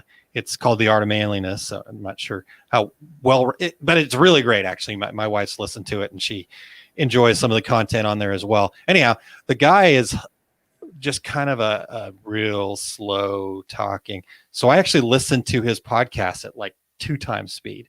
So he sounds a little bit like a chipmunk, but it's like, okay, finally get some information. Cool. That's yeah.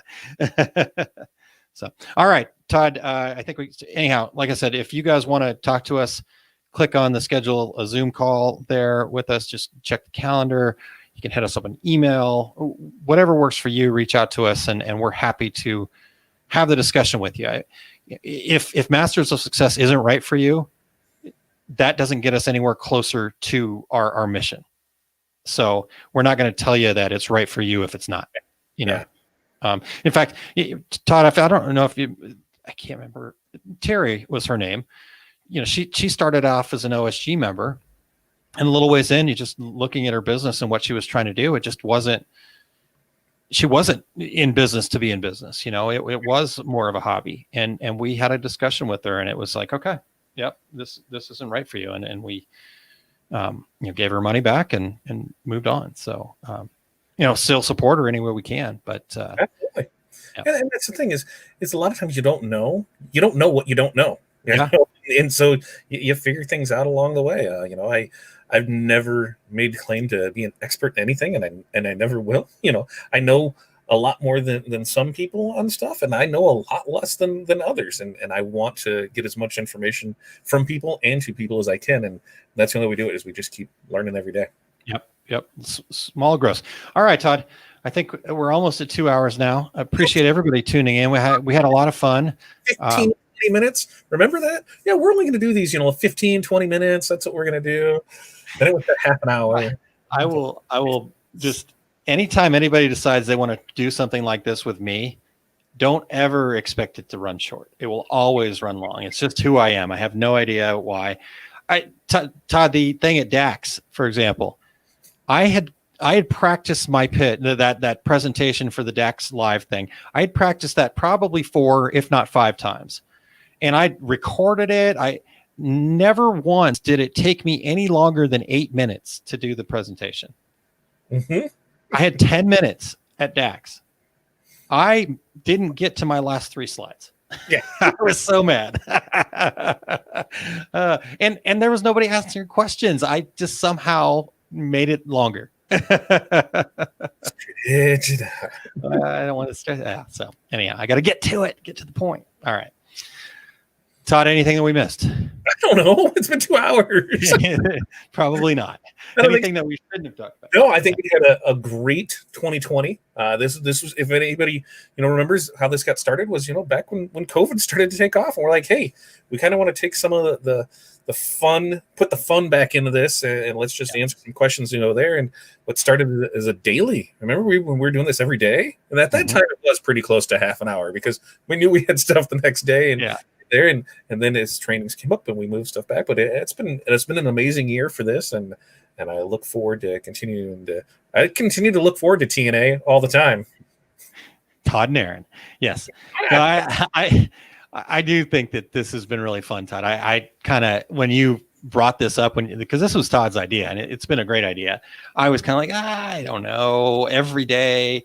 But like you said, when COVID hit, we kind of talked about it as like, hey, we need to do this, so we're out there, we're there to support people, but you know what, Todd, at the end of the day, I think I took a ton out of that, just the opportunity to have a little fun, have these conversations back and forth with folks, have these conversations back and forth with you every day made kind of getting through that front end of COVID a lot easier. And then as we've grown, it's just turned into this thing where, we get to answer questions about whatever, Yeah, at the beginning, we had a lot of good questions of, hey, what's your favorite of this? Or what do you think of that? God, I think we must have spent 45 minutes one day on Tiger King alone. So yes, that was an amazing and then day. I had to watch it after that. You made me work out. That's true. You did say you missed my part about Slim Dad last night on Tuesdays with Todd. That, and I just overlooked it, Yeah.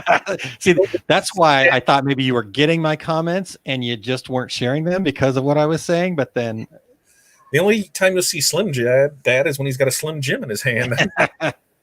I told you we could start up the OSG challenge again. We'll get Slim Dad 2021. I don't know. There's got to be.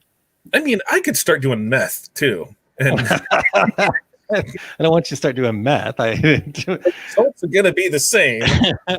All right, everybody. Todd, anything else?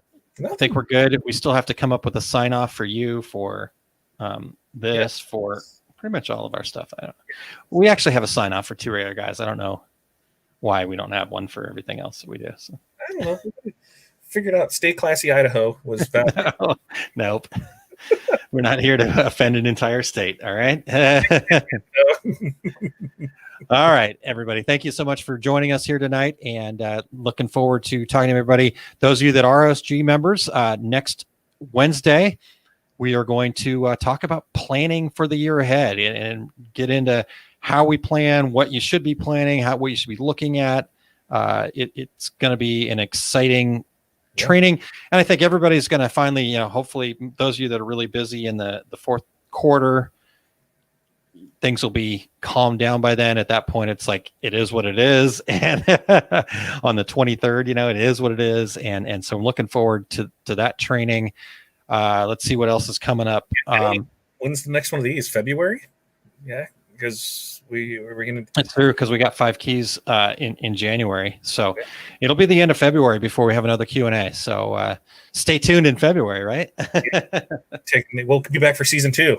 Yeah. Season 2, we'll be back. All right, everybody, have a great rest of your Wednesday evening, and we will talk to everybody soon. Happy holidays. See you next year.